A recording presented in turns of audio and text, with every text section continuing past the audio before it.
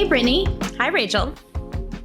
So today I wanted to talk about diplomacy and entangling alliances, and specifically NATO, and whether the way we are interacting with NATO today is consistent with the good advice we had from the founding fathers. So let's start off with, what am I talking about? What was the advice from the founding fathers about how to best interact with the world? And Thomas Jefferson, in his inaugural address, or was it when he left office? Anyway, he famously said that our foreign policy should be honest friendship with all and entangling alliances with none. And that was kind of an echo of what George Washington also advised. That's what I was like, wait, was that Washington or Jefferson? Because he said something very similar. Both. Yeah. Yeah, they both advised this.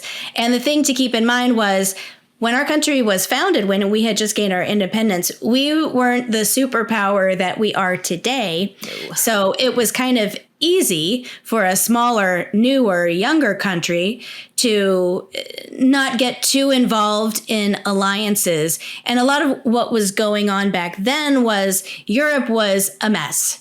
Europe was constantly warring among the countries, and what we wanted to do was just stay out of it. And that was the best thing we could have possibly done, is like, don't get too cozy with Germany or France. Because we did cozy with France when we needed it, when we both hated Britain. But we did. And we eventually got drawn into the War of 1812. And, but I mean, staying out of it as much as we did was very beneficial, because while Europe they were tearing each other apart and running out of money, they were selling us Louisiana and we were expanding, and we were working on infrastructure. We were working on our own stuff and getting wealthier and developing.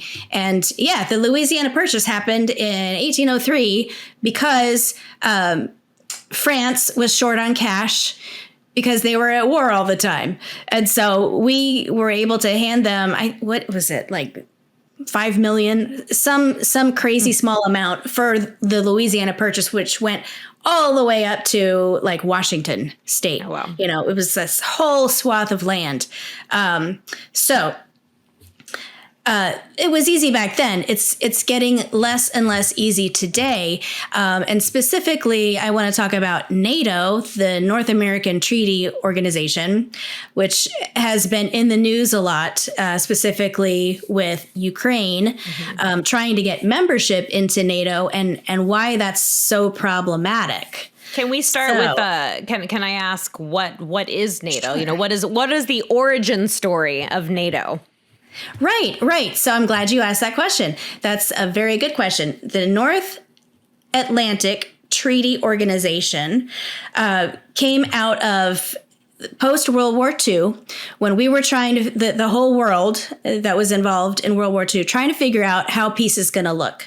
And so in World War II, we were actually allied with Russia, but Russia was communist. And we're like, I don't know if we really want to be friends with Russia too much longer. They're interested in communism and that kind of stuff. What is the quote? The enemy of my enemy, or is my friend, whatever. We had enemy of my enemy is my friend. Right. Yeah. So, after World War II, we kind of divided up Germany and kind of put Russia at arm's length. And then we developed alliances with other countries that were trying to resist communism, like Turkey and Greece. And so that's been in existence for that's 1950, 75 years now. And little by little, other countries have joined NATO, but famously after the fall of the Soviet Union, Russia was promised that we wouldn't expand NATO any closer to their doorstep. They wanted to keep a buffer of NATO countries and the former Soviet bloc. So that's a lot of what this tension with Ukraine is. Ukraine is right there on the border with Russia, used to be part of the Soviet Union, and they have Russian speakers within Ukraine, and they want to join NATO. And Putin and Russia, they're like, no, that's a bright red line, hard pass. That's like if Russia wanted to put a military base in Cuba or in Mexico, and they tried to do that back in the 50s, and we did not like that one bit. Mm-hmm. So there's a lot of tension with having somebody allied with competing power right on their doorstep in Ukraine. So that's a lot of what the Russia-Ukraine conflict is about. Mm-hmm. And there's a lot of talk about what business is it of ours, between Russia and Ukraine. But because they're trying to get involved in NATO, like the deal is, if you're a member of NATO and somebody attacks you, then all the member states have to, come help you out. So, but we did agree, NATO did agree to give Russia that buffer, right? When NATO was formed. So really, we did, but we didn't put it in writing. That's kind of the problem. Always the lesson here is always put it in writing. Put it in writing. So there is some discrepancy out there about did we really make that promise? Was that like a handshake thing, or it's not like a signed treaty kind of thing. It's just like assurance. We're good. We're not coming any more east other than right here, and then we would tiptoe over that line. And they'd be like, and then we tiptoe a little closer, and then finally, here's Ukraine, and they're like, no, hard pass, not, yeah. So that's a bit of the complication over there. Is, maybe we should keep our alliances not so entangling and be focused more on what's good for the United States. And I don't know. Do we really have anything to gain with supporting Ukraine? Yeah, Russia's a bully, but I mean, we're all, there's that saying, we're all a villain in someone else's story. Yeah. And I know that foreign policy isn't as simple as that, but when we look at the United States and the empire that we have built, and I don't use that word in a good light, we're the bully to other people. That's why there was that great book Blowback, Rachel, when you and I, in 2008 got really excited about, that Ron Paul talked about. And that is that we have done really bad things too. Not that makes it better, but that to someone else, to some other country like Iraq or Afghanistan, we are not innocent. We are a bully also. So it's just an interesting perspective, because you also kind of have to wonder, like, is the word bully even subjective based on where you live? It's interesting. Yeah, that was a great book, Blowback, just about how we've interfered in elections. And the Ukrainian election in 2014, arguably, we interfered in pretty heavily. And Zelensky hasn't held elections. He was supposed to hold elections, but he's declared martial law, which has allowed him to stay in power past his term. Can you imagine if that happened in Russia? People would be up in arms. So it is very interesting to see what people choose to ignore. Yeah, but people got really upset with Trump when he actually practiced diplomacy with Putin and actually sat down and talked with him. Like that was something he shouldn't have done. Biden never did. Biden had a strict rule, like he never picked up the phone and called Vladimir Putin. And actually, Ukraine passed a law through their legislature saying it was illegal for Ukraine to negotiate peace with Putin.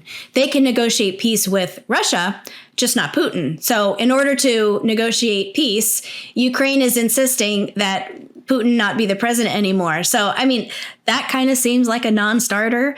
So it's very messy. We've pumped billions of dollars into this conflict, and Zelensky doesn't know where half of it is or what happened to it. Meanwhile, a bunch of these Ukrainian oligarchs have been real estate shopping in Switzerland. Buying castles in Switzerland. I wonder where that money went. And then, a lot of Americans pretend that Ukraine is somehow this benevolent country that's also never done terrible things and also never done this or that. And so it's very interesting to see the propaganda at play on every side. Every single side has propaganda. But it's weird to see the spirit of diplomacy turning into just give the people we think are the best money that we're paying for.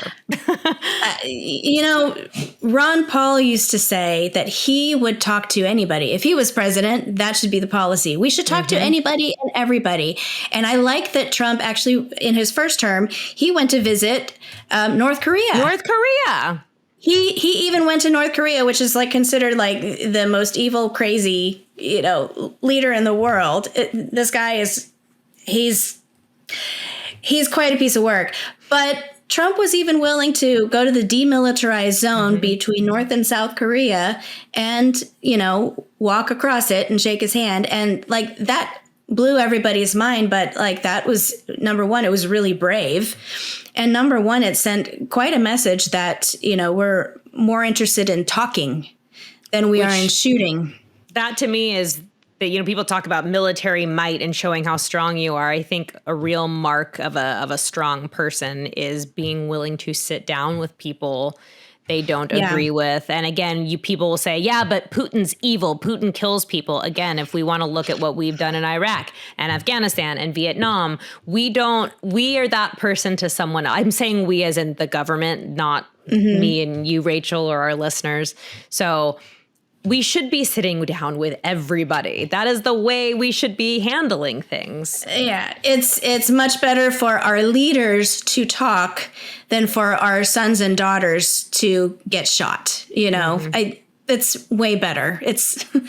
So I really like Trump's foreign policy so far. I like that how he handled Zelensky when he disrespected him at the White House and seemed very ungrateful.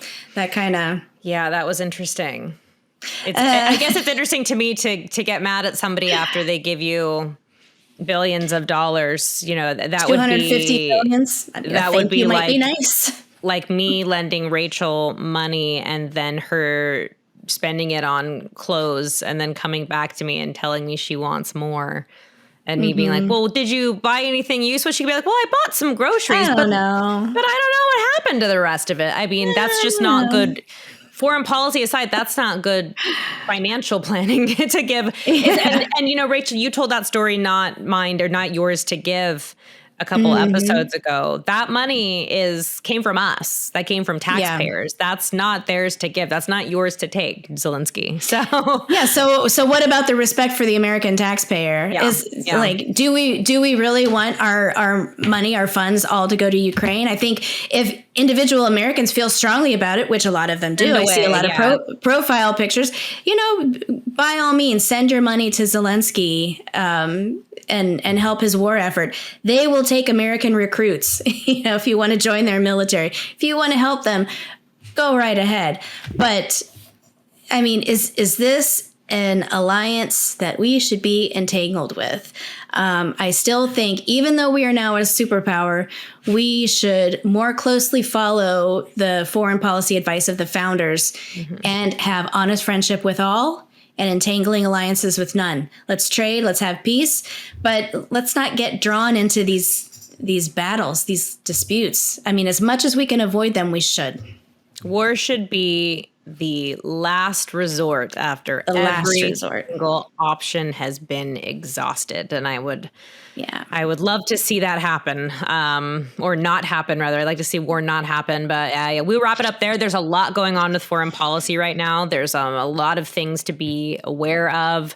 Adults, maybe pick up Blowback. It's a great book. Kids, the title, The Golden Rule, I think is a really good primer basics for foreign policy. So pick that up as well.